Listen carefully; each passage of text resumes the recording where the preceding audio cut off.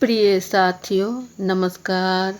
मैं संजू कुमारी सरोज आप सभी का सरोज संपदा चैनल पर सहृदय स्वागत करती हूँ। इस सेशन में हम सब यूजीसी नेट जेआरएफ 24 की तैयारी के तहत education paper 2 top questions practice set Hindi and English में दिसंबर 21 जून 2022 का प्रीवियस ईयर क्वेश्चन है 8। इसके पहले भी 7 पार्ट आपको कराए जा चुके हैं। चैनल पर नए हैं तो सपोर्ट लाइक शेयर करें जिससे एक दूसरे का हौसला अफजाई हो सके। ज़्यादा देर ना करते हुए प्रश्न की ओर चला जाए। प्रश्न हमारा 1 नंबर पर है।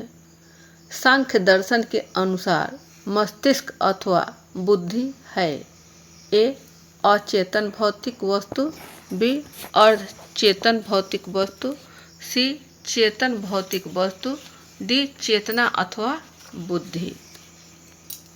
इंग्लिश इसकी है according to Sankhya philosophy the mind और the intellect is a unconscious material entity, B subconscious material entity, C conscious material entity, D consciousness और इंटेलेक्ट चैतन्य।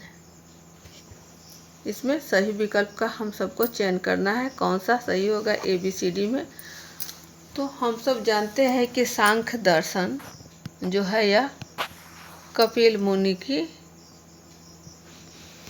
देन है। इसके प्रवर्तक जो है आपको है कपिल मुनि। ये अद्वैत वेदांत से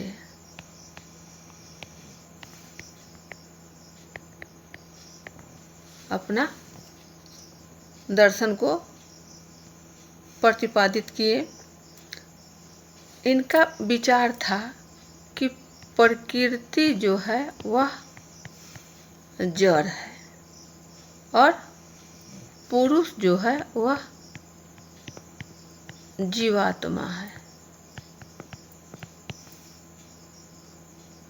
सांख्य दर्शन के अनुसार आत्मा सोल को पुरुष माना गया है। वहीं इसमें नित्य त्रिगुण शून्य चेतन स्वरूप साक्षी दृष्टा आदि हैं। आत्मा जो है यह अकर्ता है, करता नहीं अकर्ता है। यह कोई भी कार्य नहीं करता है। जो भी कुछ कार्य करना है या क्रिया है वह प्रकृति के द्वारा है।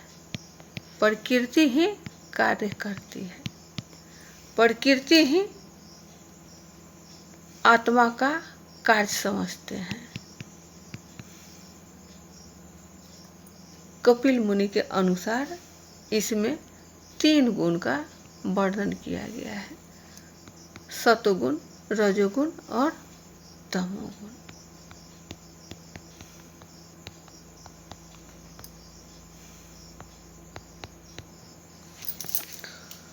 पुरुष जो है यह आत्मा के अस्तित्व के खंडन में भी सिद्धि होती है। जो खंडन कर रहा है वही चेतन आत्मा है, वही हमारा चेतन है। तो मस्तिष्क अथवा बुद्धि जो है यहाँ आपको अचेतन भौतिक वस्तु अनकॉन्शस में है। सही विकल्प ए की ओर है। ये रहा सही answer option A. Next question 2 पर है। सूची 1 के साथ सूची 2 का मिलान कीजिए। ए ब्लेंडेड अधिगम, इसको मिलान करना है। बी में है ऑनलाइन अधिगम, सी विकी, डी ऑफलाइन अधिगम। मिलान करने के लिए जो दिया गया है वो है आपका, छात्र वहाँ पढ़ता है जहाँ कंप्यूटर, स्मार्टफोन में इंटरनेट सुविधा मौजूद है। बी।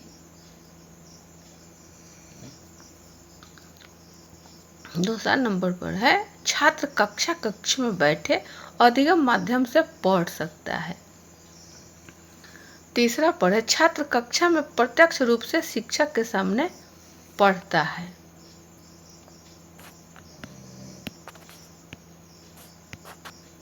चौथा नंबर पर है संदर्भ हेतु यह एक वेबसाइट है।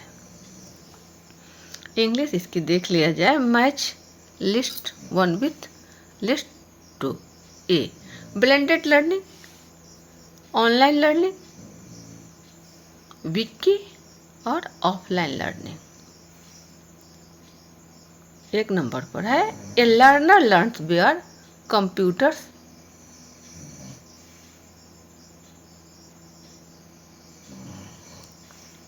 ए smartphone with internet connectivity are available। दूसरे नंबर पर है a learner learns in a classroom as well as at distance through online learning. तीसरा पर है a learner learns face to face in a classroom situation. और चौथे पर है it is a website for reference. इसका मैचिंग करना है ABCD में। तो हम सब जानते हैं कि ब्लेंडेड अधिगम, यहाँ जो है ब्लेंडेड अधिगम, यह जो है एक मिश्रित पद्धति है, यह मिश्रित है। इसमें हमारा जो पारंपरिक रूप से है, जहाँ छात्र और शिक्षक आमने सामने होकर एक दूसरे से अंतःक्रिया करते हैं, वहाँ पारंपरिक है। और इसके साथ जब छात्र और शिक्षक के बीच audio, video, graphic, project, software, इन सब का जब प्रयोग कर पढ़ाया जाता है, उन्हें शिक्षण क्रिया दी जाती है, जिससे हमारी शिक्षा में रोचकता आ जाए, तो यह आपका मिश्रित यानी ब्लेंडेड अधिगम के प्रति शिक्षा में रोचकता लाने के लिए, तो ये ब्लेंडेड अधिगम के अंतर्गत है। तो हमारा ये जो है कहाँ से प्राप्ति हो रही है ये देखना है। तो छात्र कक्ष में बैठे अधिगम माध्यम से पढ़ सकता है। कक्ष ये आपका ए का दूसरा है। बी कह रहा है ऑनलाइन अधिगम। ऑनलाइन अधिगम इसमें इंटरनेट के सहारे से जो भी शिक्षण प्रक्रिया समझी जाती है वह हमारा ऑनलाइन है, जैसे कंप्यूटर के द्वारा, मोबाइल के द्वारा, ग्राफिक के द्वारा, तो ये सब ऑनलाइन है। वहीं डी जो है ऑफलाइन अधिगम। ऑफलाइन अधिगम यह हमारा सिर्फ पारंपरिक परीक्षा, पारंपरिक शिक्षा, ये ट्रेडिशनल है, जो शिक्षक और छात्र आमने सामने होकर अपना कार्य संपादित करते हैं। यहाँ कंप्यूटर या स्मार्टफोन की कोई आवश्यकता नहीं होती है। ये हमारा ऑफलाइन अधिगम के अंतर्गत है। तो डी जो है ऑफलाइन अधिगम, ये हो जाएगा छात्र कक्षा में प्रत्यक्ष रूप से शिक्षक के सामने पढ़ता है। डी हमारा तीसरा हो जाएगा। और हम सब समझ रहे हैं कि विकी जो है यह एक वेबसाइट है। विकी का हम मैचिंग सी जो है वह हो जाएगा आपको चौथे नंबर पर। It is a website for reference. C आपका चौथे नंबर पर और बी बच गया यानी एक नंबर पर। ऑनलाइन छात्र वहाँ पढ़ता है जहाँ कंप्यूटर स्मार्टफोन में इंटरनेट सुविधा मौजूद है। बहुत ही मज़ेदार आनंददायी प्रश्न। तो ये रहा हमारा ऑप्शन बी की ओर। सही आंसर का मिलान A2 B1 C4 D3। Next question है 3 नंबर पर। निम्नलिखित में से कौन सा बजटिंग का रूप नहीं है? ए फॉर्मूला बजटिंग, बी कार्यक्रम बजटिंग, सी कार्य निष्पादन बजटिंग, डी योजनाबद्ध बजटिंग। इंग्लिश इसकी है which of the following is not a type of budgeting? A formula budgeting, B program, C performance और डी प्लान्ड बजटिंग। सही विकल्प का चयन करना है।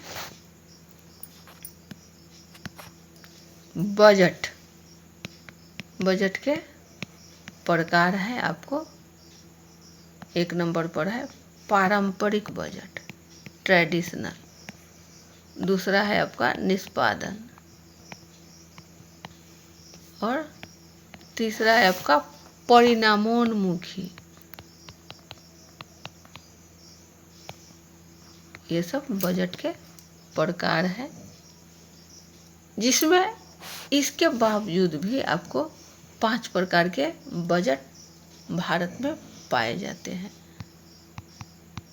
वो है आपका आम बजट, दूसरा है आपका निष्पादन बजट, तीसरा है आउटकम बजट और चौथा है गिरो बजट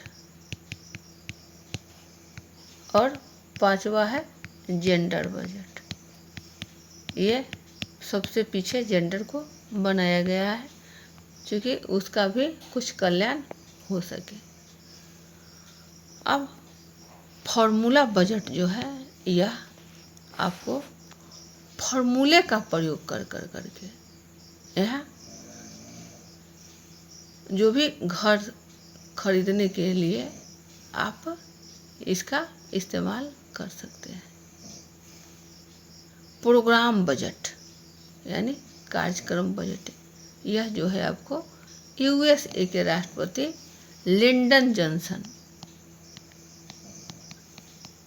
द्वारा यह विकसित किया गया है। यह जो बजट है यहाँ आपको परंपरागत बजट के विपरीत सभी में गतिविधि का वर्णन रहता है। गतिविधि तो हमारा सही विकल्प है, पूछ रहा है नहीं, तो नहीं क्या है? योजनाबद्ध बजटिंग। ऑप्शन डी की ओर ये रहा सही आंसर, प्लान बजटिंग।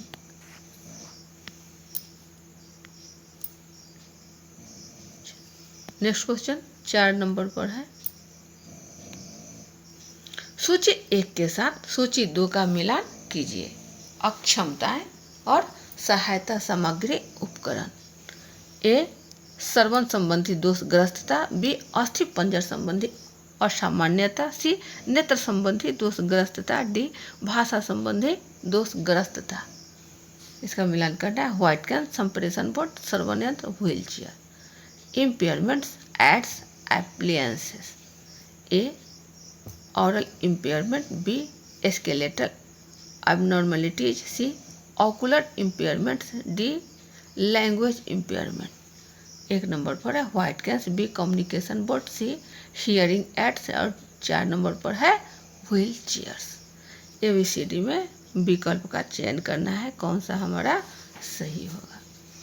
यहाँ है ए पर कि श्रवण संबंधी दोषग्रस्तता।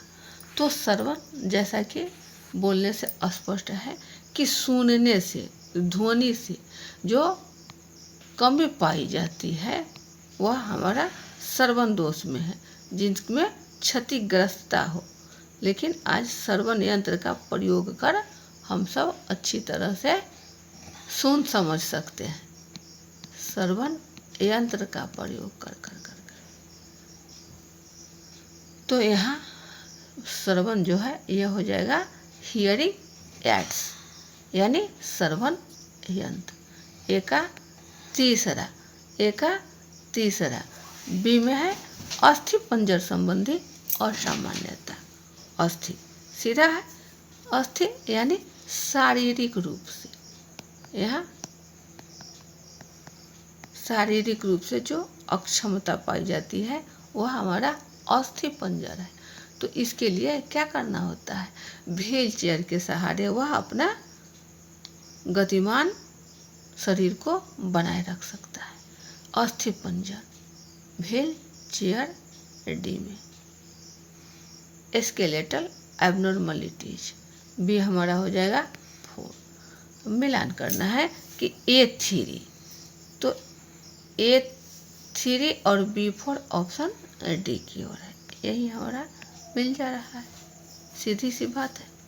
अब रह गया नेत्र संबंधी सी, तो सी हो गया हमारा व्हाइट कैंस, ये रहा। और डी लैंग्वेज इम्पेयरमेंट, यानी संप्रेषण, सुनने से कि हमने क्या बोला, अगले तक हमारी बातें पहुंच सकी है नहीं पहुंच सकी, तो यह संप्रेषण बोर्ड, कम्युनिकेशन बोर्ड्स, ये लैंग्वेज इम्पेयरमेंट के अंतर्गत। डी जो हमारा वह पहला में, डी पहला और सी हो गया, नहीं, डी हो गया दूसरा और सी हो गया पहला, जो ऑप्शन डी की ओर। ये रहा सही आंसर का मिलान, ऑप्शन डी। चलिए नेक्स्ट क्वेश्चन है 5 नंबर पर। सूची के ही प्रश्न है यह भी। एक के साथ 2 का मिलान कीजिए।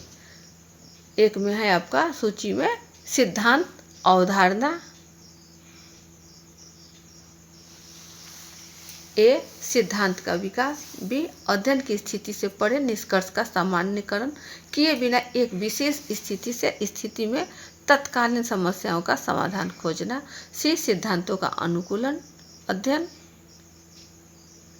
और डी है किसी भी परिकल्पना का प्रस्ताविकरण शोध।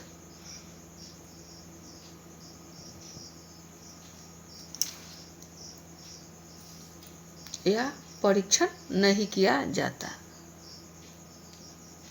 यह है आपका डी में। और 1, 2, 3, 4 पर आकलन अध्ययन, व्यावहारिक प्रयोग और 4 नंबर पर है क्रियात्मक अनुसंधान, बुनियादी शोध। बुनियादी शोध यहाँ है, ये प्रस्ताविकरण या परीक्षण नहीं किया जाता, ये इसके लिए है। सबसे पहले देखा जाए कि क्रियात्मक अनुसंधान बुनियादी, ये 4 नंबर पर जो है वह किससे टैली कर रहा है। तो यह जो है जहाँ भी एक्शन रिसर्च हो, एक्शन रिसर्च, यहाँ आपका तत्काल वृद्धि, बढ़ोतरी, इस प्रकार का जहाँ शब्द मिले तो आंख मूंद कर हमारा एक्शन रिसर्च, क्रियात्मक अनुसंधान शोध। बी हो जाएगा आपका 4 की ओर। B4 कहाँ है, तो एक ही ऑप्शन में है B4, B4 यहाँ है, ऑप्शन सी की ओर।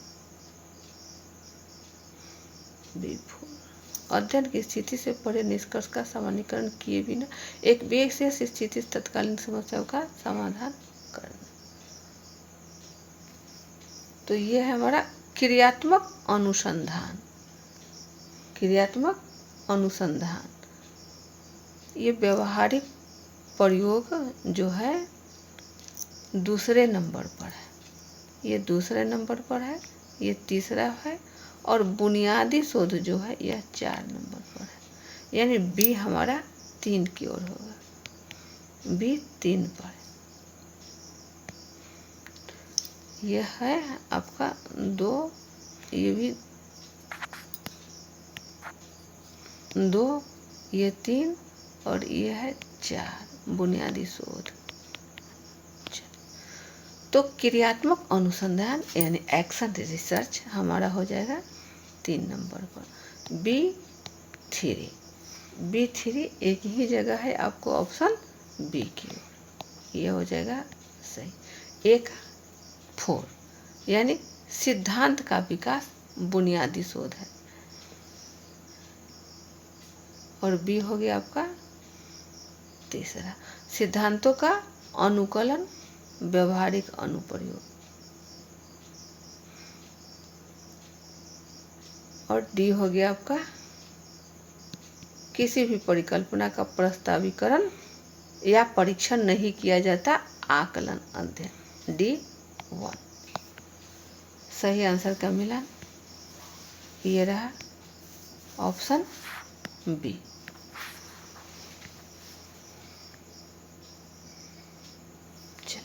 नेक्स्ट क्वेश्चन 6 पर है। राष्ट्रीय अध्यापक शिक्षा परिषद के अनुसार निम्नलिखित में से कौन सी संस्था एक समेकित संस्था है? ए, एक संस्था जो एकमात्र अंडर ग्रेजुएट कार्यक्रम चला रही हो। बी, एक संस्था जो एकमात्र स्नातकोत्तर कार्यक्रम चला रही हो। सी, एक संस्था जो बहुशिक्षक शिक्षा कार्यक्रम चला रही हो। डी, एक संस्था जो एकमात्र डिप्लोमा कार्यक्रम चला रही हो। इंग्लिश आपको दिया गया है, इसमें सही विकल्प का चयन करना है। ABCD में क्या होगा? According to National Council for Teacher Education which of the following is a composite institution. Composite institution यानी समेकित। क्या पूछ रहा है? समेकित। समेकित के मतलब है कि कहीं 2 कार्यक्रम का एक साथ मिला जुला असर है। 2, एक से अधिक होना चाहिए लेकिन एक नहीं, ऐसे संस्था को हम समेकित संस्था के नाम से जाना जाता है। तो प्रश्न है कि राष्ट्रीय अध्यापक शिक्षा परिषद यानी NCERT, इसके आधार पर हमारा कि कौन सा समेकित शिक्षा के अंतर्गत है। तो यह जो है इसमें बहुशिक्षक शिक्षा का कार्यक्रम चलाए जाते हैं। An institution offering multi teacher education program, option C की ओर है।